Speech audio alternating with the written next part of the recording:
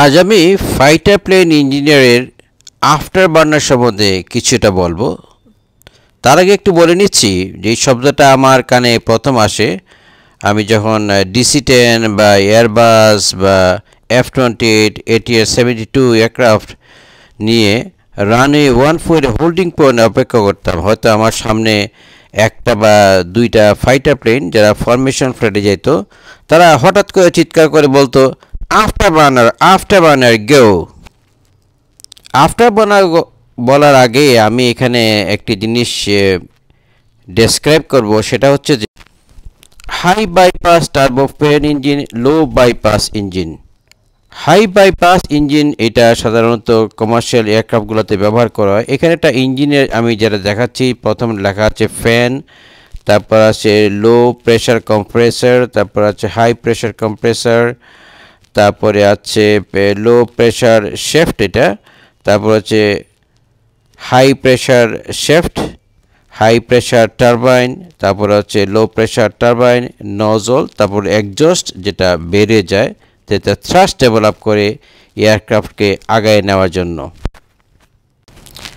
High bypass engine সামনের থেকে যে বাতাস নেয় তার 75 to 90% পর্যন্ত বাতাস বাইরের দিক থেকে বের করে দেয় থ্রাস্ট জেনারেট করার জন্য, আর 20 থেকে 25% ইঞ্জিনের কোরে ভিতরে নেওয়া হয়। কিন্তু ফাইটার প্লেনের সেটা ভিন্ন।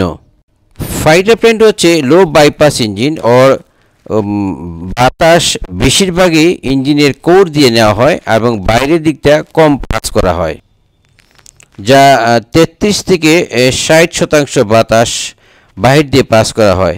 এবার দেখা যাক আফটার বার্নার ইঞ্জিনের প্রকৃতি। সেটা হচ্ছে যেখানে বলা হচ্ছে যে এই যে ফাইটার প্লেনগুলো যে লো বাইপাস ইঞ্জিন, সামনের থেকে বাতাসটা নেওয়া হয় ইউজুয়ালি, তারপরে এটা আমি যে ইঞ্জিনের গঠন বলতেছিলাম যে low pressure compressor, high pressure compressor, বিভিন্ন ধাপে ধাপে বাতাসটা স্কুইজ করে নেওয়া হয় যাতে ফুয়েলের সঙ্গে মিক্স করে এটা মানে জেনারেট করে থ্রাস্ট।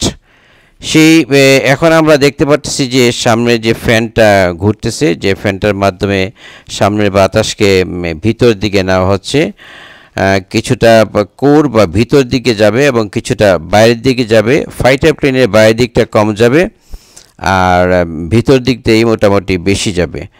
এইভাবে আসতেছে আসার পরে যে বাইপাসে যে বাতাসটা বের হবে এক্সজস্টের কাছাকাছি দিয়ে, সেখানে ফিউল দেওয়া হয়, এক্সট্রা ফিউল। আমরা এখন দেখতেছি যে মানে টারবাইন, এখানে টারবাইন আছে, টারবাইনের পরে এই যে বাইপাস হচ্ছে বাতাস, বাইরের বাতাস এই যে আস্তে আস্তে এক্সজস্টের সাথে আসবে, যখন আসার পরে এক্সট্রা ফিউল দিয়ে এটাকে শক্তি বাড়াই দেওয়া হলো আফটার বার্নার হিসেবে। এই আপনারা দেখতেছেন আস্তে আস্তে ফিউল দেওয়া হচ্ছে, এই দুইটা মিক্সের জায়গাতে স্প্রে করে দেওয়া হচ্ছে।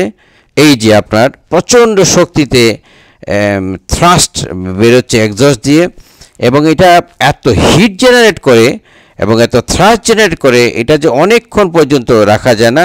আমি এক্সাক্ট শিওর না কতটুকু পর্যন্ত আফটার বার্নার ইউজ করা যায়। এই হচ্ছে মোটামুটি টার্বোফ্যানের হাই বাইপাস রেশিও, লো বাইপাস রেশিও এবং আফটার বার্নার ফাইটার প্লেন এয়ারক্রাফটের। আল্লাহ হাফিজ।